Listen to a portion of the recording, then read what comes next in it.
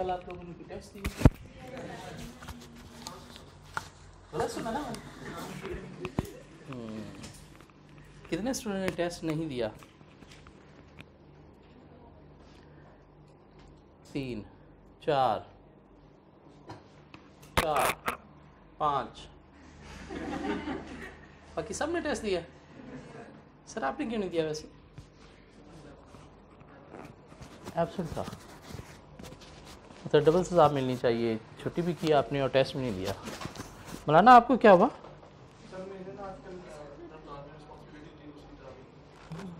हाफिज़ है, गुड। तो रमज़ान में मतलब छूट दे दूँ मैं, बाद में आप ये सारे टेस्ट दोगे?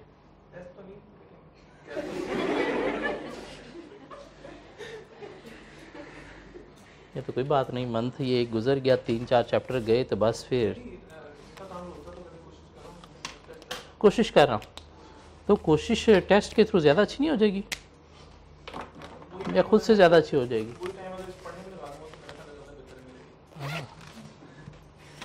मतलब जब पढ़ लिया तो टेस्ट देने में कोई इशू? अच्छा ये मसला है। मतलब अगर आप पहले पढ़ लो तो टेस्ट दिया जा सकता है, अगर पहले ना पढ़ो टेस्ट नहीं दिया जा सकता। मेरे ख्याल से परसों चाहे जो पढ़ा था उसका कल टेस्ट था। तो वही ना, उसको भी कर जाके पढ़ना तो उसका टाइम नहीं होता, सिंक्रोनाइजेशन नहीं हो पा रही। हाँ, मतलब 40 मिनट का टेस्ट नहीं दिया जा रहा, बड़ा मुश्किल काम है। इस आपने टेस्ट क्यों नहीं दिया? तबीयत या नीयत? देख लें, वैसे टेस्ट दे दें तो पेपर पास हो सकता है, ना दे के लोग ट्राई करते हैं। आप भी करके देख लो, ट्राई कर लो। हाँ, नेक्स्ट टाइम फिर पेड टेस्ट दोगे, पैसे दे के कॉलेज को टेस्ट दे रहे होते हैं फिर ये। तो कोशिश कर लो, अगर टेस्ट दे दिए जाएं तो ज़िंदगी हमारी काफ़ी आसान रहेगी। चैप्टर 1 हमने कंप्लीट कर लिया, चैप्टर 2 एक टॉपिक छोड़ के बाकी हमने कंप्लीट कर लिया। एक टॉपिक हमने छोड़ा हुआ है, पूरा करके फिर ही हम कंप्लीट करेंगे। अभी हम मूव होने जा रहे हैं चैप्टर 14 में, जहाँ से हर पेपर में कोई 8 से 15 नंबर का क्वेश्चन मस्ट अपीयर होता है। प्रीवियस 10 अटैम्प्ट उठा के देखें तो ऑलमोस्ट हर पेपर में 8, 10, 12, 13, 15, 12, 13, 15 मीन 10 से ऊपर ही टेस्ट होता है क्वेश्चन। और एक छोटा सा कुछ 4 पेजेस का चैप्टर है जिसका हमें थोड़ा सा नॉलेज लेना है, और उसके बाद इसके पास पेपर की प्रैक्टिस करनी है रिटर्न फॉर्म में। तो 10-12 नंबर हम लेने के काबिल हो गए। ये अकाउंटेंट और चार्टर्ड अकाउंटेंट में क्या डिफरेंस है? आप क्या बनने जा रहे हो? Chartered accountant. डिफरेंस क्या है अकाउंटेंट और चार्टर्ड अकाउंटेंट में? अकाउंटेंट जिसको अकाउंटिंग का नॉलेज है, जिसको अकाउंटिंग करना आती है। चार्टर्ड अकाउंटेंट जिसको अकाउंटिंग का नॉलेज है, जिसको अकाउंटिंग करना आती है। डिफरेंस क्या हुआ? चार्टर्ड अकाउंटेंट अकाउंटेंट नहीं बनाता, अगर उसे बनाने आ गए तो फिर वो भी बना लेगा। वर्ड चार्टर्ड का मतलब क्या है? वर्ड चार्टर्ड का मतलब क्या है? सर्टिफाइड। चार्टर्ड का मतलब क्या है? सर्टिफाइड अथॉरिटेटिव पर्सन, जिसको अथॉरिटी दी गई है, एक सर्टिफिकेशन दी गई है कि तेरे पास साइनिंग अथॉरिटी है। अकाउंटेंट सर्टिफाइड नहीं है, उसके पास अथॉरिटी नहीं है। किसी कंपनी की फाइनेंशियल स्टेटमेंट से अप्रूव करनी है तो अकाउंटेंट नहीं करेगा, चार्टर्ड अकाउंटेंट करेगा। रिपोर्ट साइन करनी है तो अकाउंटेंट नहीं करेगा, कौन करेगा? चार्टर्ड अकाउंटेंट करेगा।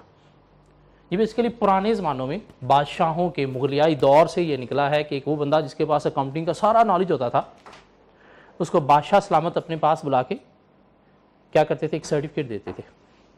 उस सर्टिफिकेट का मतलब क्या है कि इसके पास अकाउंटिंग स्टैंडर्ड का, अकाउंटिंग का सारा नॉलेज है, मीन ये सर्टिफाइड अकाउंटेंट है। इसको कोई भी कंपनी रखेगी तो ये कंपनी को फ़ायदा ही देगा, इससे नुकसान नहीं होगा। क्यों? इसके पास कंप्लीट नॉलेज है अकाउंटिंग का। और आपके पास जब कंप्लीट नॉलेज अकाउंटिंग का आ जाता है तो आई कैप आपको क्या करता है? एक सर्टिफिकेट दे देता है, चार्टर्ड अकाउंटेंट। अब अकाउंटेंट कौन है? जिसके पास वो सर्टिफिकेट नहीं है, जिसके पास उतना कंप्लीट नॉलेज नहीं है जितना आपके पास है। क्यों? बाकी जितनी भी डिग्रीज़ हैं उसमें ठीक है अकाउंटिंग का नॉलेज मिलेगा, लेकिन उतना नहीं मिलेगा जितना आपको मिलेगा। क्यों? आपने 4 अकाउंटिंग के पेपर पढ़ने हैं, intro to accounting, FAR 1, FAR 2, साथ फाइनल की अकाउंटिंग। 5वां पेपर फिर आपने MSA 1 भी पढ़ना है, 5 अकाउंटिंग के पेपर। फिर कॉस्ट अकाउंटिंग का आपने सेपरेट पेपर पढ़ना है, मैनेजमेंट अकाउंटिंग का आपने सेपरेट पेपर पढ़ना है। तो मीन अकाउंटिंग आपने कोई एक आध नहीं, वो कम से कम 6-7 पेपर आपके अकाउंटिंग से रिलेटेड हैं। अकाउंटिंग के अंदर टैक्स आता है, टैक्स का सेपरेट पेपर, तो 7-8 पेपर पढ़ के आपने जो है वो सर्टिफिकेट लेनी है। तो इसलिए आप क्या हो, सर्टिफाइड अकाउंटेंट। मीन आपके पास अकाउंटिंग का सारा नॉलेज है, मीन आपसे ज़्यादा नॉलेज किसी के पास नहीं है, तो आप क्या हो, चार्टर्ड अकाउंटेंट। हाँ, जिनके पास इतना नॉलेज नहीं है तो उन्हें सर्टिफाइड भी नहीं किया गया, अथॉरिटी भी नहीं दी गई कोई चीज़ साइन करने की, क्यों, नॉलेज कम है, तो वो क्या है, जस्ट अकाउंटेंट। आप क्या बनने जा रहे हो, चार्टर्ड अकाउंटेंट। एक है चार्टर्ड अकाउंटेंट और एक होता है अच्छा चार्टर्ड अकाउंटेंट। चार्टर्ड अकाउंटेंट और अच्छा चार्टर्ड अकाउंटेंट। जैसे डॉक्टर की 2 कैटेगरीज है ना, डॉक्टर, अच्छा डॉक्टर।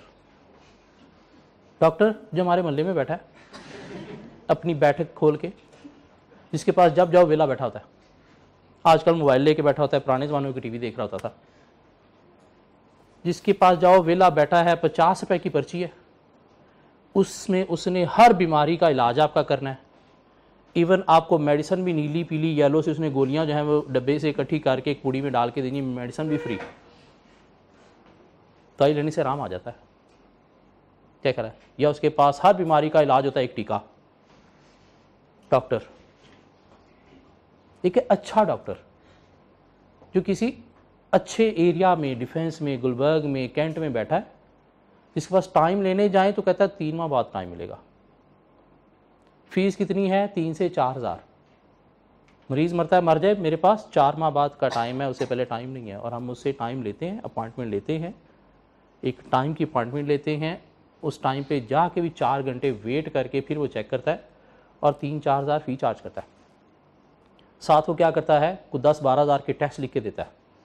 साथ वो क्या करता है, मेडिसिन लिख के देता है, जो पूरा लाहौर छानने के बाद हमें पता चलता है कि अच्छा यहाँ से मिलनी थी, और रश लगा उसके पास। क्या ख्याल है, वो भी MBBS है, वो भी MBBS। डॉक्टर, अच्छा डॉक्टर। इस तरह से चार्टर्ड अकाउंटेंट भी 2 तरह के हैं, एक चार्टर्ड अकाउंटेंट और एक अच्छा चार्टर्ड अकाउंटेंट। दोनों ने सीए किया हुआ है, लेकिन डिफरेंस क्या है, चार्टर्ड अकाउंटेंट किसी गवर्नमेंट ऑर्गेनाइजेशन में या किसी थकी ऑर्गेनाइजेशन में शलवार कमीज चप्पलें पहन के बैठा है, उसे कोई देख ले तो नहीं मानता कि चार्टर्ड अकाउंटेंट होगा, उसे बताना पड़ता है मैं चार्टर्ड अकाउंटेंट। कहते हैं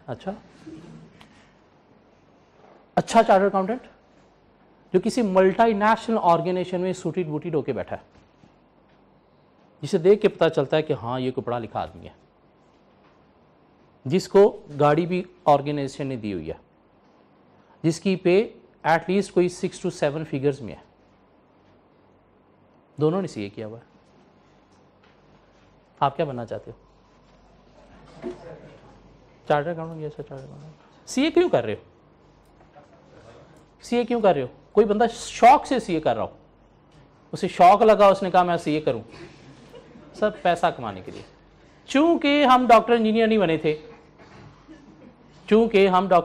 बने थे, तो पता चला अब कुछ और करना है पैसा कमाने के लिए, तो सबसे बेस्ट क्या है, सीए करना। किस लिए, पैसा कमाने के लिए। चार्टर्ड अकाउंटेंट बड़ी मुश्किल से अपना गुजर बसर कर रहा होगा, अच्छा चार्टर्ड अकाउंटेंट शहाना लाइफ गुजार रहा होगा। आप क्या करना चाहते हो, चार्टर्ड अकाउंटेंट या अच्छा चार्टर्ड अकाउंटेंट? और जब बनना ही है तो अच्छा बन लो, क्या हो गया, जब बनना ही है तो अच्छा बन लो। अब अच्छा चार्टर्ड अकाउंटेंट कैसे बना जाएगा, अच्छा चार्टर्ड अकाउंटेंट कैसे बना जाएगा? बनने के लिए आपको एंट्री चाहिए टॉप फर्म्स में, बिग 4 एटलीस्ट, चलें बिग 4 नहीं तो कम से कम बिग 10। क्यों, ये दुनिया की जितनी भी मल्टीनेशनल ऑर्गेनाइजेशन है ना, ये क्लाइंट हैं किन के, बिग 4 के या एटलीस्ट बिग 10 के। और जब अगर आप बिग 4 में गए हो तो वहाँ से क्लाइंट कौन सा मिला, मल्टीनेशनल ऑर्गेनाइजेशन। उनके ऑडिट पे जब आप गए तो उनको पता चला हाँ इस बंदे को काम आता है, वो आपको जॉब ऑफर देंगे, तो इससे आपकी एंट्री होगी किसमें, मल्टीनेशनल ऑर्गेनाइजेशन के अंदर, और यहाँ से आपका सफ़र स्टार्ट हो जाएगा अच्छा चार्टर्ड अकाउंटेंट बनने का। क्या कहना, ये जो बिग फोर है ना पाकिस्तान में, ये सिर्फ पाकिस्तान में नहीं पूरी दुनिया में बिग फोर है। ये 4 जो बड़ी फर्म है, PwC, KPMG, डेलॉयट, EY, ये पूरी दुनिया में यही 4 बड़ी फर्म्स हैं। इधर आप जाते हो KPMG में तो दुनिया की किसी भी KPMG में आप मूव हो सकते हो, और KPMG पूरी दुनिया जानती है कि KPMG एक फर्म है जिससे आप ट्रेनिंग लेके आए हो। दिस मीन आपके अंदर कुछ स्किल्स हैं, कुछ कंपिटेंस है, आपका कुछ लेवल है। इधर किसी साजा माजा गामा फर्म में जाओगे, उन्हें दुनिया में कोई नहीं जानता, वो सिर्फ पाकिस्तान में ही है, ना ही उनके पास अच्छे क्लाइंट है। दुनिया में किसी को जाके बताओगे मैंने साजा माजा गामा फर्म से आर्टिकल किए हैं, बस ठीक है, मीन अच्छा चार्टर्ड अकाउंटेंट नहीं है। क्या कहला, तो अच्छा चार्टर्ड अकाउंटेंट बनने के लिए हमें अच्छी फर्म में एंट्री चाहिए। कैसे मिलेगी? उनकी पहली रिक्वायरमेंट है कि 4 अटेम्प्ट के अंदर आपका कैफ प्लस AFC, जो अब PRC है, नहीं अभी तक AFC है, ये चारों आपके जो है वो AFC से लेकर कैफ तक ये 4 अटेम्प्ट में कवर होने चाहिए। अगर 4 से 5वीं अटैम्प्ट है दफ़ा हो जाओ, हमारे पास बड़े लोग हैं। 4 क्या, यहाँ पे 3 अटैम्प्ट में कवर करके लोग आ रहे हैं। पहली रिक्वायरमेंट ये कि 4 अटैम्प्ट के अंदर AFC प्लस कैफ कवर होना चाहिए। है तो आके इधर ठीक है एप्लीकेशन दो, नहीं है दफ़ा हो जाओ, हमें ज़रूरत नहीं आपकी। क्यों? आप अच्छा चार्टर्ड अकाउंटेंट बनने के काबिल ही नहीं हो। आपने टाइम वेस्ट किया, आपने मेहनत नहीं की, आपने स्टडी को नहीं किसी और चीज़ को प्रायोरिटी बनाया। तो जाओ उधर ही जाओ, इधर नहीं आओ। क्या कह रहा है? लेकिन अब क्या हो रहा है, मार्केट के अंदर 4 क्या 3 अटेम्प्ट के थ्रू लोग क्वालिफाई करके जा रहे हैं सी इंटर। इधर 4 माह में AFC करते हैं, उसके बाद अगले 3 माह में 2 क्रैश बैच में पेपर पास करते हैं, आगे 4 पेपर उठाए, 3 पेपर उठाए, लो जी 1.5 साल में AFC कैफ कवर मार्केट में ठक। क्या कहना, और फर्म्स क्या कर रही हैं? 3-4 अटेम्प्ट में CA इंटर करके लोग जा रहे हैं, बहुत सारे जा रहे हैं, धड़ाधड़ जा रहे हैं। क्या कहना, तो क्या सारे रख लेंगे? नहीं, अब उन्होंने रिजेक्ट करना भी शुरू कर दिया इंटरव्यू में। एक अच्छा खासा होनहार स्टूडेंट इंटरव्यू देने गया, उसको उन्होंने रिजेक्ट कर दिया, तेरी दाढ़ी बड़ी वियर्ड सी है, तुझे पता नहीं प्रोफेशनल ड्रेस क्या होता है, तो जीन्स पहन के इंटरव्यू देने आ गया। तुझे पता नहीं प्रोफेशनल ड्रेस क्या होता है, तो नीचे जॉगर्स पहन के इंटरव्यू देने आ गया, तो टी-शर्ट पहन के इंटरव्यू देने आ गया। तेरे अंदर तो कॉन्फिडेंस ही नहीं है। तूने ड्यूरिंग इंटरव्यू एक अंग्रेजी का वर्ड नहीं बोला। वहाँ रिजेक्ट करना है, कोई तो रीज़न ढूंढेंगे ना किस तरह से रिजेक्ट करें, तब इस तरह से रिजेक्ट करना शुरू कर दिया। ये आप टीवी ड्रामे देखते हो, फिल्में में, इनके अंदर डिफरेंट ऑर्गेनाइजेशन के एम्प्लॉयज़ भी देखते होंगे। एक मल्टीनेशनल ऑर्गेनाइजेशन के एम्प्लॉय, एक गवर्नमेंट या थकी ऑर्गेनाइजेशन के एम्प्लॉय, डिफरेंस नज़र आता है? क्या कह रहा है? मल्टीनेशनल ऑर्गेनाइजेशन के एम्प्लॉय ये सूटेड बूटेड पर्सनैलिटीड नज़र आ रहा होता है, पढ़े लिखे लोग हैं, उनके बात करने के वे से पता चल रहा होता है कि पढ़ा लिखा आदमी है। और कुछ गवर्नमेंट ऑर्गेनाइजेशन के एम्प्लॉयज़ भी दिखाए जाते हैं, शलवार कमीज़ में चप्पलें पहनी हुई हैं, ओए चिची कल सुन, हाँ सर पे बाल हैं भी नहीं हैं तो बिखरे हुए। क्या ख्याल है? इन शक्ल से नज़र आ रही गंदी ऑर्गेनाइजेशन के एम्प्लॉय बैठे हैं। ये जो मल्टीनेशनल ऑर्गेनाइजेशन है, इनके एम्प्लॉयज़ का एक लेवल है, तो कोशिश करते हैं अपने अंदर ऐसे बंदे को इंक्लूड किया जाए जो हम जैसा दिखता हो। क्यों? दुनिया को रिप्रेजेंट करना है, ये हमारा एम्प्लॉय है, तो क्या कोई शलवार कमीज़ और चप्पलों वाला रिप्रेजेंट करेंगे? नहीं। तो उनके अंदर अगर जाना है, आप चाहते हो कि वो आपको एक्सेप्ट करें, तो आपको अपनी अपीयरेंस वैसी देना होगी। अगर नहीं है तो आपको एक्सेप्ट नहीं करेंगे। क्यों करेंगे? जब उनके पास और ऐसे लोग आ जाएंगे तो आपको क्यों एक्सेप्ट करेंगे? कि कर लेंगे। आपके पास पढ़े लिखे ज़्यादा हो, आपने 4 टर्म में कैफ कवर किया हुआ है, आपने बहुत ज़्यादा पढ़ा हुआ है, तो आपको एक्सेप्ट कर लेंगे? नहीं। एक्सेप्ट करने के लिए वो देखेंगे आपकी पर्सनैलिटी हमारे एम्प्लॉय जैसी है या नहीं है। क्योंकि पर्सनैलिटी वैसी नहीं है तो आपको उन्होंने रख के क्या करना है? क्यों? दुनिया को रिप्रेजेंट करना है, ये हमारा एम्प्लॉय है। तो क्या शलवार कमीज चप्पलों वाला रिप्रेजेंट करेंगे? बाकी सारे सूटेड बूटेड, ये शलवार कमीज चप्पल वाला भी हमारा एम्प्लॉय है। क्यों? उसके पास बहुत ज़्यादा अकाउंटेंसी का नॉलेज है, इसलिए सीए इंटर जो है वो पता नहीं 24-24 घंटे पढ़ के किया है, इसलिए एक्सेप्ट करेंगे? नहीं। इसे प्लीज़ अच्छी ऑर्गेनाइजेशन में जाने के लिए अपनी शक्ल, अपनी पर्सनैलिटी, अपनी ड्रेसिंग को भी आपको वैसा बनाना है। और ये चीज़ें आज से अडॉप्ट करोगे तो कल तक बनेंगी।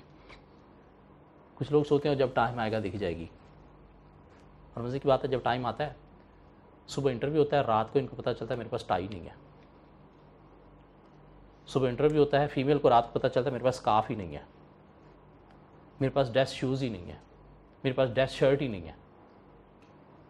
क्या करते हैं फिर? मांगते हैं दोस्तों से, और दोस्तों का साइज़ और आपका साइज़, वो चीज़ दोस्त को अच्छी लग रही थी, यार मुझे दे दी, लेकिन उसका साइज़ और आपका साइज़ सेम नहीं है, सुबह पकड़े जाते हो, आर्टिफिशियल जोकर लगते हो। रात को पता चलता है टाई नहीं है, सुबह बगैर टाई के इंटरव्यू दे के आते हैं और आके कहते हैं इंटरव्यू रिजेक्ट हो गया, क्यों? मेरे पास सिफारिश नहीं थी। ये नहीं देखना मेरे अंदर कमी क्या थी, अपने आप कमी को नहीं देखना, फिर ब्लेम एक्सक्यूजेज, मेरे पास सिफारिश नहीं थी। भाई तू इस काबिल था कि तुझे रख लेते? नहीं। इसे प्लीज़ सिर्फ पढ़ना इनफ नहीं है, थोड़ा अपनी पर्सनालिटी के ऊपर भी काम करो, ड्रेसिंग के ऊपर काम करो, वैसे दिखने की कोशिश करो जैसे किसी मल्टीनेशनल ऑर्गेनाइजेशन के एम्प्लॉय होते हैं। आप बनने जा रहे हो चार्टर्ड अकाउंटेंट, अकाउंटेंट नहीं। और चार्टर्ड अकाउंटेंसी का एक लेवल है, accountancy field, tax, audit, finance, business consultancy, ये 5 फील्ड की हाईएस्ट सर्टिफिकेशन है, इससे ऊपर पाकिस्तान में कुछ नहीं है। और एक लेवल अचीव करने के लिए आपको उस लेवल के काबिल दिखना ज़रूरी है। सर्टिफिकेट सबके पास ही इंटर का होगा, 4 अटेम्प्ट में आप भी कर लोगे, कोई तोप चीज़ नहीं हो, कोई बम नहीं आपने गिरा लिया और बड़े सारे निकलेंगे इस तरह से। जितना स्टूडेंट सीए में आ रहा है, 4 अटेम्प्ट में कैफ कवर करना तो औखा काम ही नहीं है। क्यों? जो डॉक्टर इंजीनियर नहीं बने उनके अंदर पढ़ने का स्टैमिना है, तो 4 अटेम्प्ट में कवर करके क्या 3 अटेम्प्ट में कवर करके निकलेंगे। लेकिन आगे अपनी एक्सेप्टेंस के लिए, अच्छी ऑर्गेनाइजेशन में जाने के लिए आपको वैसा दिखना भी ज़रूरी है।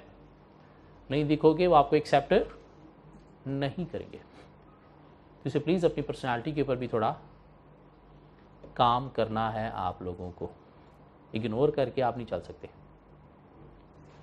चैप्टर 14 स्टार्ट किया हमने, नाम क्या रखा? एथिक्स। चार्टर्ड अकाउंटेंट को अच्छा चार्टर्ड अकाउंटेंट बनाने के लिए, चार्टर्ड अकाउंटेंट को अच्छा चार्टर्ड अकाउंटेंट बनाने के लिए ये एक चैप्टर भी हमारे सिलेबस में। इन चीज़ों को अगर हम फॉलो करेंगे तो हम बनेंगे अच्छा चार्टर्ड अकाउंटेंट, नहीं फॉलो करेंगे तो सिर्फ चार्टर्ड अकाउंटेंट, बदनाम अकाउंटेंट।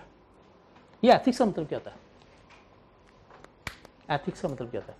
इखलाकियात, मॉरल्स। एथिक्स का मतलब क्या है सर?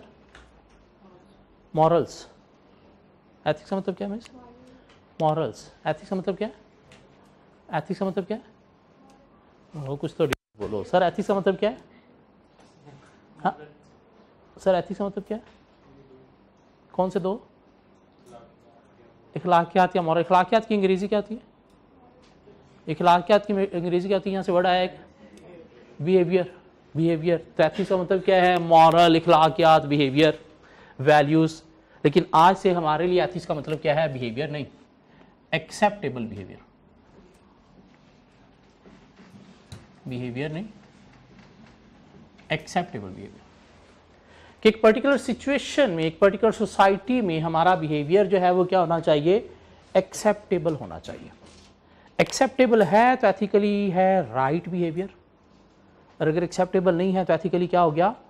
Wrong behaviour. और हमें बीइंग अ प्रोफेशनल ऑलवेज क्या शो करना है, right mean acceptable behaviour, mean ethically behave करना है, एथिकली बिहेव करना है मीन राइट बिहेवियर शो करना है, मीन एक्सेप्टेबल बिहेवियर शो करना है। चलते हुए किसी को गाली नहीं देनी, थप्पड़ नहीं मारना, हिट नहीं करना, दे के सीटी नहीं बजानी, क्यों?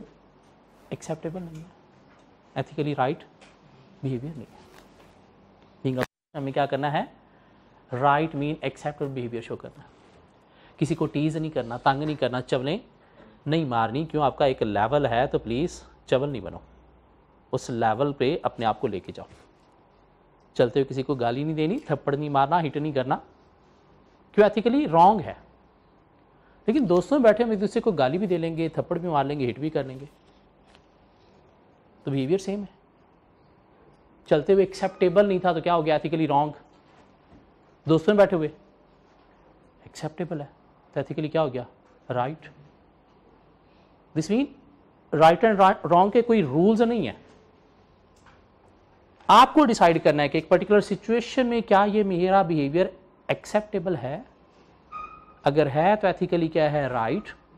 अगर एक्सेप्टेबल नहीं है तो फिर क्या है, रॉन्ग। और हमें बीइंग अ प्रोफेशनल क्या शो करना है, राइट या रॉन्ग, राइट। राइट मीन देखना है कि क्या ये सिचुएशन में एक्सेप्टेबल है तो राइट है, वरना रॉन्ग, और रॉन्ग को अवॉइड करना है। क्यों? हम बनने जा रहे हैं अच्छा चार्टर्ड अकाउंटेंट, चार्टर्ड अकाउंटेंट नहीं। तो अच्छा चार्टर्ड अकाउंटेंट बनने के लिए क्या करना है, राइट बिहेवियर शो करना है, रॉन्ग नहीं। हाँ, अगर आपको नहीं पता चल रहा being a professional accountant auditor कि क्या एथिकली राइट है क्या रॉन्ग है, तो ICAP ने क्या किया है, हमारे लिए कुछ कोड्स ऑफ एथिक्स डिफाइन कर दिए। कोड्स ऑफ एथिक्स, जिनको फंडामेंटल प्रिंसिपल्स का नाम भी दिया जाता है। इन कुछ प्रिंसिपल्स हैं, कुछ कोड्स हैं जो हर CA chartered accountant, accountant auditor को फॉलो करने चाहिए। इवन बीइंग अ स्टूडेंट आपको भी फॉलो करने चाहिए। क्या हैं वो 5 कोड्स हैं, integrity, objectivity, professional competence and due care,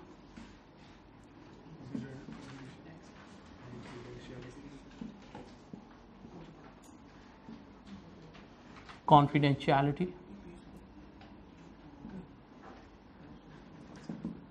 and professional behavior.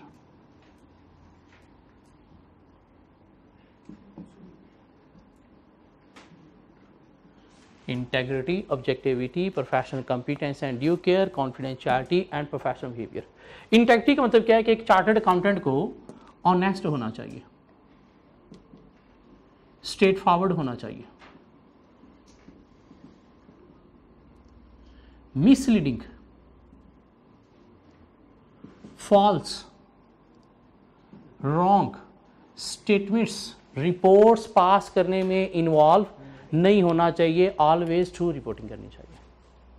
तो एक चार्टर्ड अकाउंटेंट को ऑनेस्ट होना चाहिए, स्ट्रेट फॉरवर्ड होना चाहिए, मिसलीडिंग, फॉल्स, रॉन्ग स्टेटमेंट्स या रिपोर्टिंग में इन्वॉल्व नहीं होना चाहिए, not being involve in misleading reports, false और wrong statement. Mean true reporting करनी चाहिए, मीन एक चार्टर्ड अकाउंटेंट को सच्चा, ईमानदार, ऑनेस्ट होना चाहिए, दयानतदार होना चाहिए। क्या कह रहा, झूठ नहीं बोलने चाहिए, रॉन्ग रिपोर्टिंग नहीं करनी चाहिए। आपको पता है फाइनेंशियल स्टेटमेंट्स रॉन्ग हैं तो आपने उन्हें ट्रू एंड फेयर नहीं कहना, अगर वो रॉन्ग है तो कहना है do not give true and fair view, otherwise आप अपनी इंटेग्रिटी क्या कर रहे हो, कंप्रोमाइज़ कर रहे हो। क्या कह रहा, ऑब्जेक्टिविटी के एक चार्टर्ड अकाउंटेंट के काम का जो ऑब्जेक्टिव है इसका फोकस उसी पे होना चाहिए, मीन आपका वर्क जो है वो कंप्रोमाइज नहीं होना चाहिए, not to be compromised, not to be influenced, mean आपका वर्क जो है वो इन्फ्लुएंस नहीं होना चाहिए through any conflict of interest, through any pressure of other parties, या थ्रू एनी बायस। बायस का मतलब क्या होता है, मन मर्जी। बायस का मतलब क्या होता है, मन मर्जी, मीन आपको फेयर काम करना चाहिए, उसके अंदर कोई मन मर्जी नहीं, अनबायस्ड मैनर में आपको काम करना चाहिए। क्यों, अगर काम के अंदर आपका कोई पर्सनल इंटरेस्ट आ गया, किसी और पार्टी का प्रेशर या बेनिफिट आ गया, मीन आपका वर्क इन्फ्लुएंस हो रहा है, कंप्रोमाइज़ हो रहा है, तो उससे फिर आपके काम का जो ऑब्जेक्टिव है कि बीइंग एन इंडिपेंडेंट ऑडिटर आपने जो है वो ओपिनियन देनी है, तो वो फिर अचीव नहीं हुआ। हाँ, अगर काम के ऊपर कोई प्रेशर आ रहा है, कोई कन्फ्लिक्ट ऑफ इंटरेस्ट आ रहा है, तो कोशिश करना है उसको रिजॉल्व किया जाए। अगर रिजॉल्व नहीं होता तो फिर हमें क्या कर देना चाहिए, विड्रॉ कर लेना चाहिए, रिज़ाइन कर देना चाहिए। क्यों? आपका ऑब्जेक्टिविटी जो है वो अफेक्ट नहीं होना चाहिए। मीन ऑब्जेक्टिविटी का मेन मतलब क्या, इंडिपेंडेंस को मेंटेन रखना चाहिए, वर्क इन्फ्लुएंस नहीं होना चाहिए, कंप्रोमाइज़ नहीं होना चाहिए due to conflict of interest, due to pressure of any other party या फिर एनी बायस। एक चार्टर्ड अकाउंटेंट जो काम करने जा रहा है उससे एटलीस्ट इसके पास competence mean knowledge, skill, experience होना चाहिए। अगर नहीं है तो आपको कोई ऐसा काम एक्सेप्ट ही नहीं करना चाहिए जो करने की आपकी औकात नहीं है। हाँ, अगर एक्सेप्ट कर लिया तो नॉलेज, स्किल, एक्सपीरियंस पहले एक्वायर करो। अगर एक्वायर नहीं होता तो फिर आपको क्या करना चाहिए, रिजाइन कर देना चाहिए। जो काम करना है वो विद ड्यू केयर परफॉर्म करना है। ड्यू केयर मीन जैसे बीइंग अ क्लाइंट आप एक्सपेक्ट करते हो कि एक सीए को ये काम ऐसे करना चाहिए, तो आपको भी वैसे करके देना चाहिए। क्योंकि अगर आप वैसे करके नहीं दे सकते तो दिस मीन कंपिटेंस मीट नहीं हो रही, तो आपको कोई ऐसा काम एक्सेप्ट नहीं करना चाहिए। फिर कहते हैं ना सिर्फ नॉलेज, स्किल, एक्सपीरियंस होना चाहिए, पोजेस करना चाहिए, इस नॉलेज, स्किल, एक्सपीरियंस को अपडेट भी करना चाहिए। अपडेट कैसे करना चाहिए? अपडेट करना चाहिए through CPD, stands for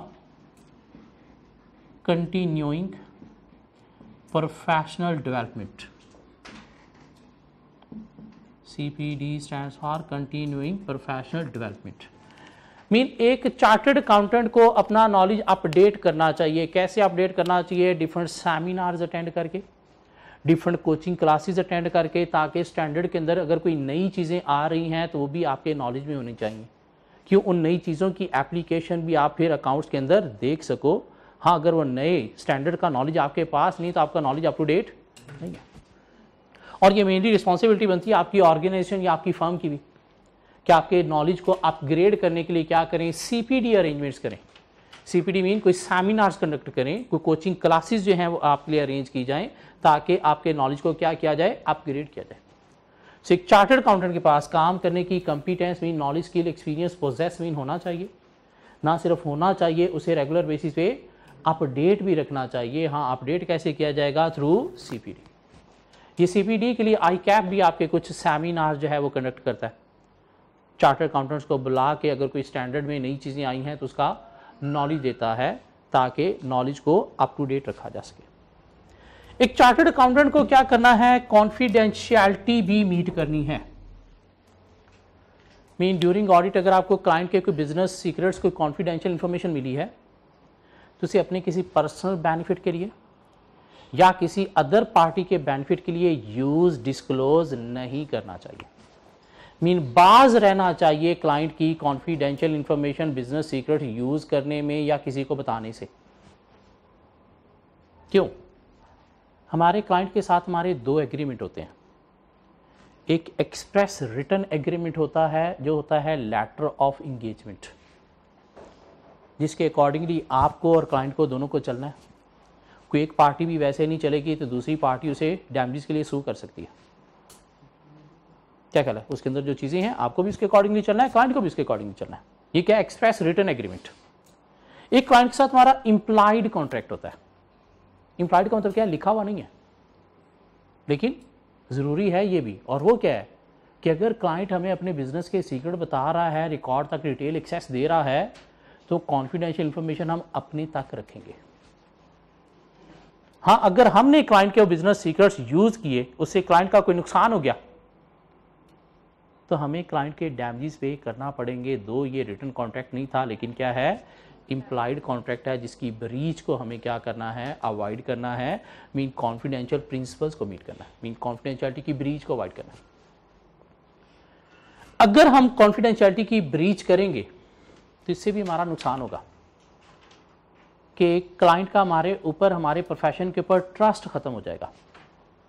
trust खत्म होने से क्या होगा? वो हमें information relating to audit provide नहीं किया करेगा, रिकॉर्ड तक डिटेल एक्सेस नहीं दिया करेगा। तो क्या हमें एविडेंस मिलेंगे? क्या हम ओपिनियन देने के काबिल रहेंगे? नहीं, तो इसलिए हमें क्या करना है, अपने प्रोफेशन के पॉइंट ऑफ व्यू से, अपने प्रोफेशन के ट्रस्ट को मेंटेन रखने के लिए भी क्या करना है, कॉन्फिडेंशियलिटी की ब्रीच को अवॉइड करना।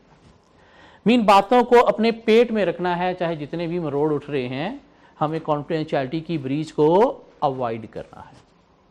क्लाइंट का ट्रस्ट जो हमारे प्रोफेशन के ऊपर है उसे मेंटेन रखने के लिए। सो इंटेग्रिटी मीन एक चार्टर्ड अकाउंटेंट को ऑनेस्ट होना चाहिए, स्ट्रेट फॉरवर्ड होना चाहिए, misleading, false, wrong report, statements involve pass करने में इन्वॉल्व नहीं होना चाहिए। आपका वर्क कंप्रोमाइज नहीं होना चाहिए, इन्फ्लुएंस नहीं होना चाहिए through any conflict of interest, through any pressure या फिर बायस। आपके पास नॉलेज, स्किल, एक्सपीरियंस होना चाहिए और उसे अप टू डेट भी करना है, और जो काम करना है विद ड्यू केयर परफॉर्म करना है। कॉन्फिडेंशियलिटी की ब्रीच को अवॉइड करना है। एक चार्टर्ड अकाउंटेंट को क्या करना है, प्रोफेशनल बिहेवियर शो करना है। प्रोफेशनल बिहेवियर का मतलब क्या है कि जो भी काम करना है वो according to law, regulation and standard करना है। मीन अपनी मन मर्जियां नहीं करनी, स्टैंडर्ड के अकॉर्डिंगली काम करना है, लॉ रेगुलेशन के अकॉर्डिंगली काम करना है, ताकि अगर कल को ओपिनियन रॉन्ग भी हो जाए तो आप अपने आप को जस्टिफाई कर सको कि देखो ये स्टैंडर्ड ने ये कहा था इसलिए मैंने ये किया था। अगर आपने स्टैंडर्ड के अकॉर्डिंगली काम नहीं किया, लॉ रेगुलेशन के अकॉर्डिंगली काम नहीं किया, अपनी मनमर्जियाँ की हैं, तो फिर लोग आपके ऊपर उंगलियां उठाएंगे अगर आपकी रिपोर्ट कल को रॉन्ग हो जाती है तो। So according to standard, according to law regulation काम करना है। कोई भी ऐसा काम नहीं करना जिससे प्रोफेशन की रिस्पेक्ट अफेक्ट होती हो, जिससे प्रोफेशन के ऊपर डिसक्रेडिट आता हो। मीन चवलें नहीं मारनी बीइंग अ प्रोफेशनल। जो काम करना है according to law, regulation, standard perform करना है। क्या करना है, हमें एग्जैजरेटेड क्लेम्स को अवॉइड करना है। एग्जैजरेटेड की स्पेलिंग क्या है, एग्जैजरेटेड क्लेम्स मीन ये कह देना कि हम मोस्ट प्रोफेशनल अकाउंटेंट हैं इन द कंट्री। भाई आप भी सीए हो, बाकी सारे भी सीए हैं, तो आप क्या कहना चाह रहे हो कि आप बस प्रोफेशनल हो, बाकी सारे गए गुजरे हैं? नहीं, इस तरह के कोई एग्जैजरेटेड क्लेम्स आप नहीं कर सकते। क्यों? सबके पास सीए की ही सर्टिफिकेशन है। क्या कह रहा है? तो मोस्ट प्रोफेशनल आप नहीं हो, सब चार्टर्ड अकाउंटेंट जिनके पास भी सीए की सर्टिफिकेशन है सारे क्या हैं, इक्वल हैं। तो ऐसी कोई हरकतें आपने नहीं करनी जो आप हो नहीं। मीन आपने कोई डबल सीए किया जो आप मोस्ट प्रोफेशनल हो, बाकियों ने सिंगल सीए किया हो, मोस्ट प्रोफेशनल नहीं है। नहीं, इस तरह के हमें एग्जैजरेटेड क्लेम्स को क्या करना है, अवॉइड करना है। एग्जैजरेटेड क्लेम्स क्या है कि हम क्या करते हैं, गारंटी देते हैं कि हम आपका टैक्स सेव करेंगे अगर आप हमसे टैक्सेशन सर्विसेज लोगे तो। क्या आप गारंटी दे सकते हो किसी भी चीज़ की? नहीं, आप तो एश्योरेंस देते हो, और एश्योरेंस भी क्या देते हो, रीजनेबल देते हो। तो वो काम जब आप करते नहीं हो वो आपने क्लेम भी नहीं करना, अवॉइड करना है। क्यों? ये प्रोफेशन की रिस्पेक्ट को अफेक्ट करता है। क्यों? अगर आपने गारंटी दी, एक क्लाइंट ने आपसे टैक्सेशन सर्विसेज ली और अगर उसका टैक्स सेव नहीं हुआ तो आपको उसकी तरफ से डैमेजेस के लिए सू भी फेस करना पड़ सकते हैं। क्यों? आपने क्या किया था, गारंटी दी थी। बाद में आपको कहो नहीं जी हम तो गारंटी देते ही नहीं, हम एश्योरेंस देते हैं, वो भी रीजनेबल देते हैं, तो कहेगा धुर फिटे को। इससे क्या हुआ, प्रोफेशन की रिस्पेक्ट अफेक्ट हुई। मीन कोई भी ऐसे काम नहीं करने जिससे प्रोफेशन की रिस्पेक्ट अफेक्ट होती हो। Mean according to law, regulation, standard काम करना है। और क्या करना है, एग्जैजरेटेड क्लेम्स को अवॉइड करना है। साथ वो कहता है कि अदर प्रोफेशनल्स जो हैं उनके अगेंस्ट हमें डिस्पैरिंग मीन उनके अगेंस्ट उनको डेनिग्रेड करने वाले जो क्लेम्स हैं वो भी अवॉइड करने हैं। मीन ये नहीं कहना कि फलां फर्म अच्छा काम नहीं करती, हम अच्छा काम करते हैं। फलां फर्म भी कौन है, चार्टर्ड अकाउंटेंट। तो आपने गाली किसको दी है? चार्टर्ड अकाउंटेंट को अपने प्रोफेशन को ही। मीन कोई ऐसी हरकत नहीं करनी जिससे प्रोफेशन के ऊपर डिसरिस्पेक्ट आती। Mean according to law, regulation, standard काम करना, अपनी मनमर्जियां नहीं। एग्जैजरेटेड क्लेम्स को अवॉइड करना है। और अदर के अगेंस्ट जो है वो आपने क्या करने हैं, अवॉइड करने हैं। क्या? Remarks against others, remarks against other professionals. Mean किसी दूसरे प्रोफेशनल्स के अगेंस्ट रिमार्क्स को अवॉइड करने हैं। क्यों? वो दूसरे प्रोफेशनल भी कौन है, चार्टर्ड अकाउंटेंट ही हैं, आपके प्रोफेशन से रिलेटेड ही हैं। तो वो गाली फिर किसको जाएगी, आपके अपने प्रोफेशन को ही जाएगी। नोट्स हैं आपके पास, ज़रा ये 5 हेड रीड करके देखें, कोई चीज़ समझ आती हो।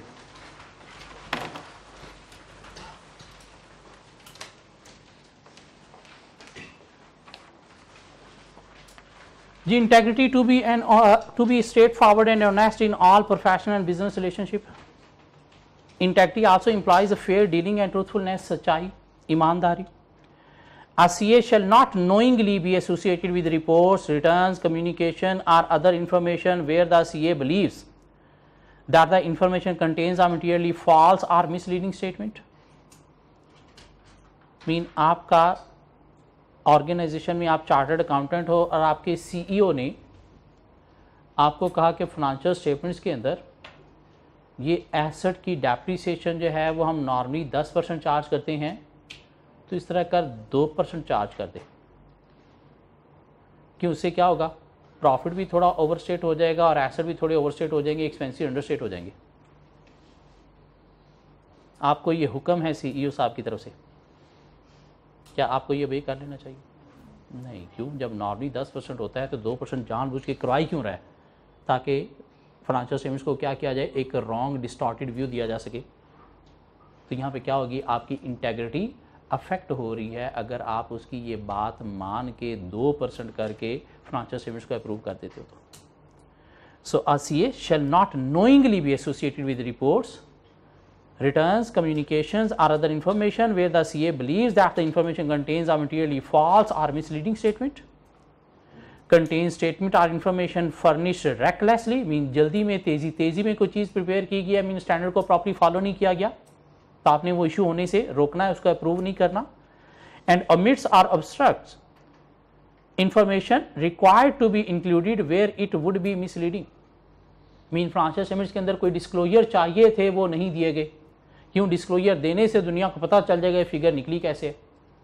तो क्या आपको ऐसी रिपोर्ट, ऐसी स्टेटमेंट साइन करनी चाहिए, अप्रूव करनी चाहिए?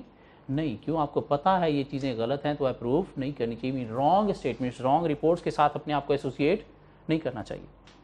A chartered accountant should test his integrity by asking the two questions. Am I doing the right thing in the given situation that a person with integrity would do? क्या मैं वाकई ही ये चीज़ें verify करके जो है वो साइन करने जा रहा हूँ कि ठीक है? अगर आपने वेरीफाई नहीं की तो फिर उन्हें साइन करके ठीक नहीं कहना. Am I retaining my integrity after making a decision in a particular situation? ये मैंने डिसीजन ले लिया, ये चीज़ अप्रूव कर दी, तो क्या कल को अगर केसेस आ गए तो क्या कल को मैं अप्रूव कर सकूंगा कि हाँ ये चीज़ें ठीक थी जो मैंने साइन की थी? नहीं. तो इसलिए पहले इंश्योर करना है कि चीज़ वाकई ही ठीक है, उसके बाद उन्हें अप्रूव या साइन करना है. Objectivity not to compromise their professional or business judgment because of bias, conflict of interest or to undue influence of others. A CA shall not perform a professional activity or service if a circumstances or relationship bias or unduly influence accountant's professional judgment for that service. Mean अगर किसी काम में कोई pressure आ रहा है, कोई conflict of interest की वजह से, किसी रिलेशन की वजह से वो इन्फ्लुएंस हो रहा है, तो आपको ऐसा काम परफॉर्म नहीं करना चाहिए. क्यों? आप according to standard as a independent काम नहीं कर सकोगे, तो ऑब्जेक्टिविटी मीट नहीं हुई. A chartered accountant should test his objectivity by asking these two questions. What would be the decision of another equally experienced CA under the similar circumstances with access to the same information but without the other relationship or influence that have put my objectivity at risk? Mean मैं इस relationship की वजह से, pressure की वजह से ये report देने जा रहा हूँ, तो अगर कोई अदर चार्टर्ड अकाउंटेंट जिसका ये रिलेशनशिप या प्रेशर ना हो तो क्या वो भी यही रिपोर्ट देगा? हाँ, अगर नज़र आ रहा है कि वो डिफरेंट रिपोर्ट देगा तो दिस मीन आपका काम की ऑब्जेक्टिविटी क्या हो रही है, अफेक्ट हो रही है, तो आपको फिर रिपोर्ट नहीं देनी चाहिए. After making the decision have I retained my objectivity, mean decision के बाद भी आपने देखना है क्या मैंने अपनी इंडिपेंडेंस को मेनटेन रखा था, क्या मेरा काम वाकई ही विदाउट एनी इन्फ्लुएंस या प्रेशर मैंने किया है. और अगर नहीं किया तो फिर आपको क्या करना चाहिए? ऐसी रिपोर्ट इशू नहीं करना चाहिए जिसमें आपका कोई काम इन्फ्लुएंस्ड था. Professional competence and due care to maintain professional knowledge and skill at the level required to ensure that client of employers receive competent professional service. मैं देखना है कि क्या मेरे पास इस लेवल का स्किल, नॉलेज, एक्सपीरियंस है जो क्लाइंट हमसे एक्सपेक्ट कर रहा है. To act diligently in accordance with applicable technical and professional standard, mean अपनी जजमेंट आपने देखनी है, प्रॉपर है तो अप्लाई करनी है। When performing professional activities or providing professional services, diligence encompasses the responsibility to act in accordance with the requirement of an assignment carefully, thoroughly and on a timely basis। क्या इतनी skills हैं कि मैं चीज़ों को properly verify कर सकूं और वेरीफाई करने का मेरे पास एक्सपीरियंस भी है। प्रोफेशनल कंपिटेंस में be divided into 2 separate phases. Attainment of professional competence जो आप सीए करके आपने अटेन कर ली, and maintain and professional competence mean professional competence को मेंटेन मीन अपग्रेड भी करना है। और अपग्रेड कैसे करना है? Through CPD mean chartered accountant बनने के बाद भी आपकी नॉलेज, आपकी स्टडी, आपकी लर्निंग ख़त्म नहीं होगी। स्टैंडर्ड में कोई नई चेंजेस आती हैं तो भी आपको नॉलेज लेना पड़ेगा। कैसे? डिफरेंट सेमिनार्स या डिफरेंट कोचिंग क्लासेस अटेंड करके। Maintain of professional competence require a continuous awareness and an understanding of relevant technical, professional and business development.